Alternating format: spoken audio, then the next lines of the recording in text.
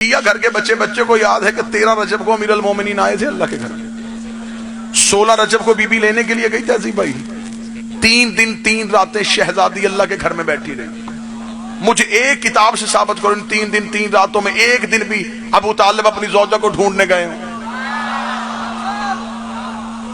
آپ نے سارا ہلا دیا۔ آپ ایک لمحے کے لیے سوچیں، ایک لمحے کے لیے ذہن میں سوچیں، کسی عام گھر کی مستور تو نہیں تھی، اتنے بڑے گھر کی بی بی، اتنے باعزت گھر کی بی بی اپنے گھر سے نکلی اور اللہ کے گھر کے اندر جا کے بیٹھ گئی، اور بی بی گئی بھی دیوار سے، جبکہ تالے کی چابی بھی گھر پڑی تھی۔ یہ بھی نہیں کہ معاذ اللہ بی بی رستے سے ہٹ گئی ادھر چلی گئی، نہیں، پتا تھا گھر سے کہ منزل کعبہ ہے، چابی بھی گھر میں پڑی تھی۔ بی بی پھر بھی دروازے سے نہیں گئی، دروازے پہ جاتی، آج مولوی کہہ دیتا متولی جو تھے کعبے کے، چابی گھر پڑی تھی، خود ہی تالا کھولیے خود ہی چلی گئی۔ خدا نے کہا نہیں ہے در کی ماں، آج تو نے دروازے سے نہیں آنا، آج تو نے دروازے سے نہیں آنا، دیوار سے آنا ہے، کیونکہ آنے والا خود دروازہ ہے، اور دروازہ دروازے میں نہیں ہوتا، دروازہ ہمیشہ دیوار پہ ہوتا ہے۔ علی کی ماں تو آج کعبے کے دروازے سے نہ آنا، تو آج کعبے کی دیوار سے آ جانا۔ 3 دن 3 راتیں علی کی ماں کعبہ میں بیٹھی رہی، مجھے کسی کتاب سے نہیں ملا ابو طالب ڈھونڈنے کے لیے نکلے ہوں، لیکن ہاں کتابوں نے یہ بتایا ہے کہ ایک دفعہ مکہ میں ہلچل مچ گئی تھی، مکہ والے لوگ پریشان ہو گئے تھے، کیونکہ بی بی رات کی تاریکی میں نہیں گئی تھی، بی بی دن کی روشنی میں گئی تھی۔ لوگوں نے بی بی کو نکلتے بھی دیکھا، رستے سے گزرتے بھی دیکھا، دیوار کو پھٹتے بھی دیکھا، لوگ پریشان ہو گئے۔ وہاں خانہ کعبہ کسی ایک بیابان سنسان جگہ میں تو تھا نہیں، وہاں لوگ دیواروں کے قریب اپنے بتوں کو لٹکا کے اپنے بتوں کی پوجا کرتے تھے۔ منات کے ماننے والے وہاں تھے، عزا کے ماننے والے وہاں تھے، پجاری سارے کے سارے وہاں کھڑے تھے۔ انہوں نے علی کی ماں کو اندر جاتے دیکھا، دیوار بند ہوئی، یہ پریشان ہو گئے، کافی دیر کعبے کے چکر لگاتے رہے، کافی دیر کعبے کے چکر لگاتے رہے، کافی دیر کعبے کے چکر لگاتے رہے، پھر آخر بالآخر مجبور ہو کے سیدھے ابو طالب کے گھر گئے۔ ابو طالب کے دروازے پہ دستک دی، اندر سے کلے ایمان کا باپ آیا، دیکھے کہنے لگے اے عمران تیری زوجہ کو ہم نے نکلتے دیکھا ہے،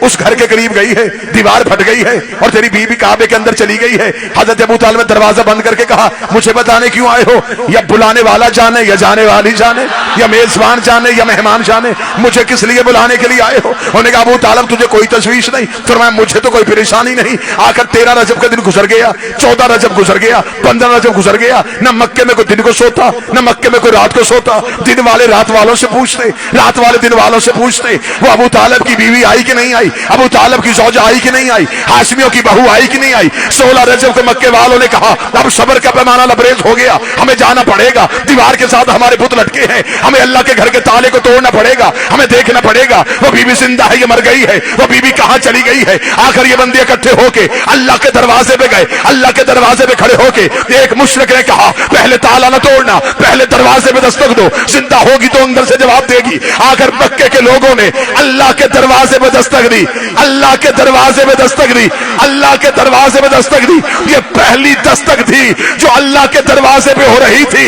ادھر اللہ کے دروازے پہ دستک ہوئی، آواز پروردگاری اٹھ علی کی ماں میرے گھر کا دروازہ کھول۔ فرمایا میرے اللہ بلایا دیوار سے تھا، واپس دروازے سے کیوں بھیج رہا ہے؟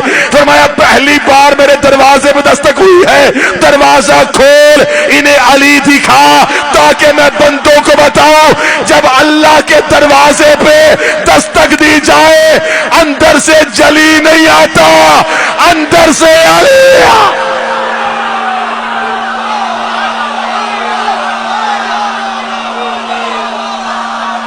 جب اللہ کے دروازے پہ دستک دی جائے، جب توحید کے دروازے پہ دستک دی جائے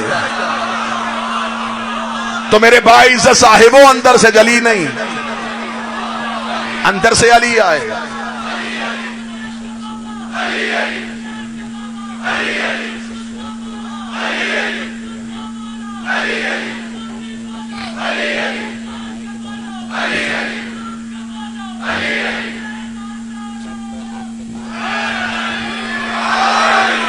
جب اللہ کے دروازے پہ دستک دی